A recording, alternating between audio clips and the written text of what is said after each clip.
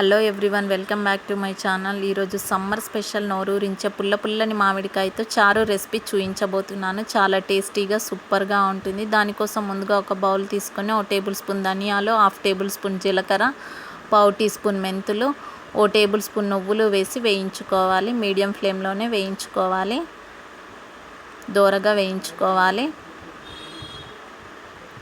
ఇలా దోరగా అయ్యాక ఇప్పుడు స్టవ్ ఆఫ్ చేసుకొని మిక్సీ జార్లో వేసుకోవాలి. ఇవి చల్లారాక ఇప్పుడు మెత్తని పౌడర్ లాగా మిక్సీ పట్టుకోవాలి. ఈ పౌడర్ని ఇప్పుడు వేరొక ప్లేట్లో వేసుకోవాలి.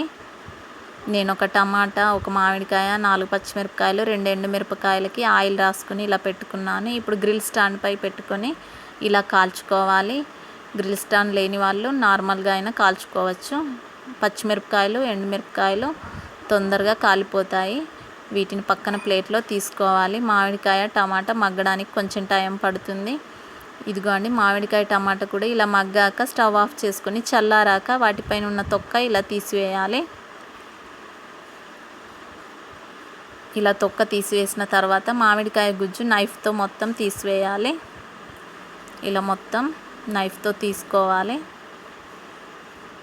ఈ గుజ్జుని ఇప్పుడు మ్యాషర్తో మ్యాష్ చేసుకోవాలి. అందులోనే పచ్చిమిరపకాయలు, ఎండుమిరపకాయలు వేసుకొని మిక్సీలో అయినా మిక్సీ పట్టుకోవచ్చు. ఇప్పుడు వేరొక బౌల్లో తీసుకొని అందులో సాల్ట్, ఒక పెద్ద ఉల్లిపాయ, కొత్తిమీర, ఇందాక పౌడర్ చేసిన పౌడర్ని వేసుకొని వాటర్ పోసుకుంటూ కలుపుకోవాలి. పులుపుని బట్టి వాటర్ యాడ్ చేసుకోవాలి. ఇప్పుడు పోపు పెట్టుకుందాము.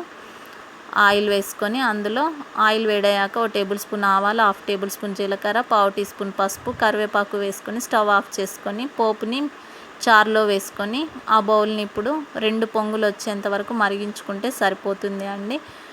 ఇప్పుడు స్టవ్ ఆఫ్ చేసుకోవాలి. అంతే అండి, మన చారు రెసిపీ రెడీ అండి.